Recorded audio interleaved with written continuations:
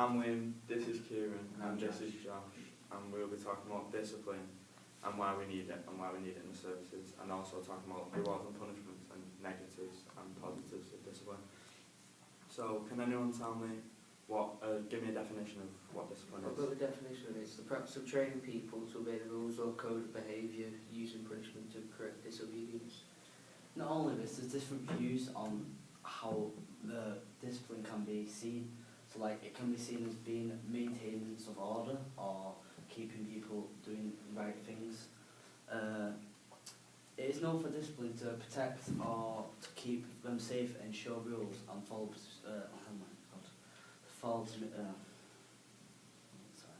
to maintain order. There are two types of discipline. These are internal, which is self-discipline, and is external, which is discipline, which is followed by rules and procedures. So an example of internal discipline is like in the army, you can have waking up every morning going jogging or doing your ironing, where external in the army could be following orders by them of what they tell you.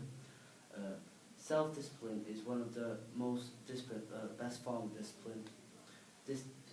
By having self-discipline can give you pride and trust from other members. Another example of discipline is in the police force. So if you think of it like in a life situation at a football match, most days there's crowd control by the police. So we have to have discipline by keeping everyone organised and to stop any fights or abuse happening between the teams. So, why is discipline important in the services? Discipline is important in the services because if we had no discipline, many jobs won't be done to the best ability and to the full efforts. So instructions won't be followed, and if the public services had control, they'd do anything they want. So for example, if she was in the police and broke the law by speeding, this could lead to letting the public think it's okay to speed when it's not, and it will make them feel like they've got more powers than any other person. So, and another reason of discipline, why discipline is needed, is because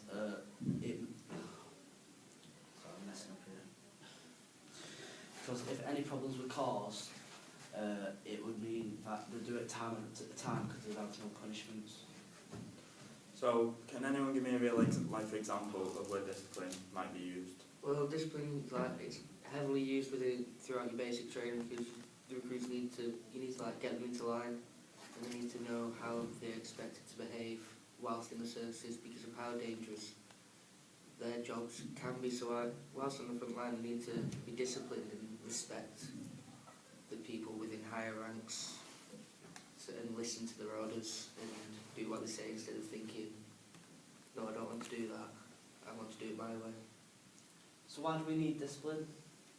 Well, rules is a big part of discipline. The reason why we need rules is to keep individuals in control. If we don't have rules, some people behave however they would like, and it will cause chaos and make the leader's life or the trainer's life a lot harder than it needs to be.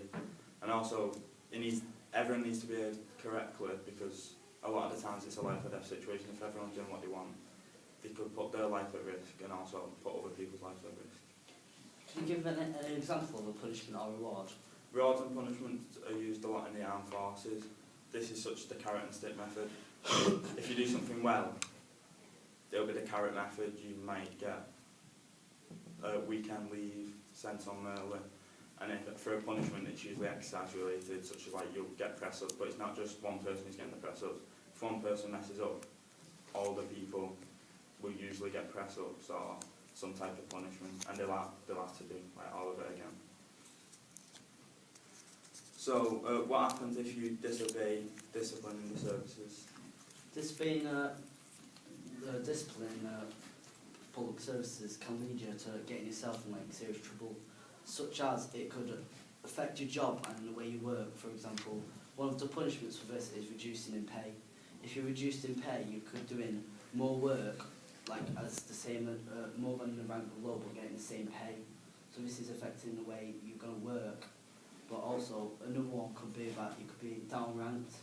So the way you've moved up during the years, you'll be just getting put down a rank again, and then you have to work back, and you may not have the same trust and respect as you did before by doing this. So what sense of duty and honour do you have to your service? Well, the sense of honour is being proud of your job and proud of the work that you do. So, in the service, you could be proud that you're serving your queen and country effectively, and proud that you're helping keep freedom within your country and keeping freedom as vast as you can throughout the world. This can link to disciplines. If you have lack of respect for anyone higher instructed, that's when you begin to be punished, and that's when discipline, because you've not got any honour or because you just don't care about the ranks above you.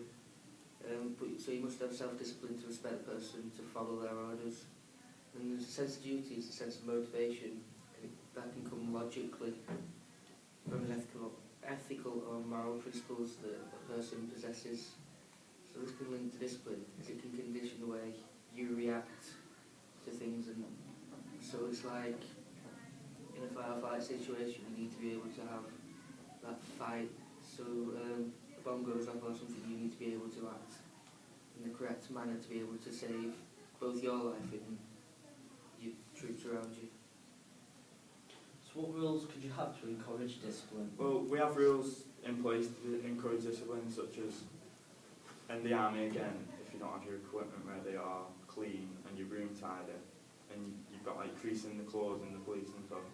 If you didn't have these rules, then people wouldn't be disciplined. If they didn't have these rules, people would be doing what they want, and places would be a mess, and then this wouldn't be getting them ready for life in the services, so because they'd think that they'd do what they want. Such as in the police, you'd need to be disciplined. It's like you said before, if they're doing one thing, then people can think that it's okay to do that as well. So if you don't obey if you don't be disciplined, it's usually punished. So what are the positives and negatives in discipline? Well, there are many positives in discipline, and the main one is that it helps keep people under control. This is because of the rewards and punishment schemes, like I've mentioned earlier. It is good for the services because people tend to mature a lot more if they are disciplined. They're also disciplined towards the leader or the trainer. So if they're all well behaved and well disciplined, then it's easy for the trainer because then they're not having to punish them more. There are also a few negatives, but there are not many because I think discipline's mainly a good thing. Discipline could lower morale because if one person's doing stuff wrong, like hasn't got their equipment clean, the other person can get punished for it, and if they're always keeping their equipment clean and tidy, and then the other person isn't, and they're getting punished all the time, that could lower morale. Or it could also cause conflict because of the same thing. Because if someone's getting another person punished, then they could argue with that person because they feel it's unfair, that they're doing the right thing all the time, and then one person might make a few mistakes and get them punished. So, what effects does it have on social order? Discipline helps to conform to the rules of society and keeps everything on the right track. This affects social order as the public then follows the laws set to keep in line. And then discipline, it comes into effect when laws are broken, and the police then have to step in to discipline the offender by dealing with them in the correct way, whether this is to give them a fine or send them to prison. And so by doing this, people are then shown that if they step out of the social order of the law, there is a punishment and they will be disciplined. You mentioned some rules and policies that the uniformed services abide by. Can you think of any? Such as if,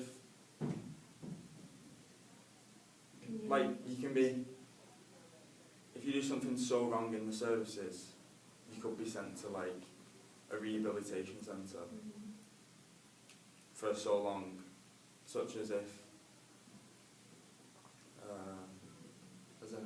Is it like the police informed that 2003, is that what you mean? Or? That's an example, yeah. So can you think of where they might be written down, or where, how people would know that they have to follow them, where would they find them? So So how people find out about the laws and Well, so if you're a member of the police, is there a particular thing that you have to follow? Is it just, Such as you can't smoke when you're on duty or in the uniform. like, is there a code?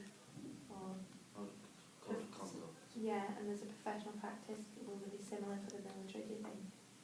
Yeah, there should be. I'm not certain. And also, you've mentioned a sense of duty. How do you think it would feel if when you graduate as a team and a lot of this is working within a team?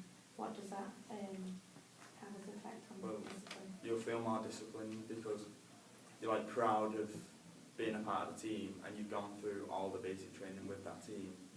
So you're there for each other, like you're helping each other out, which helps the team be more disciplined.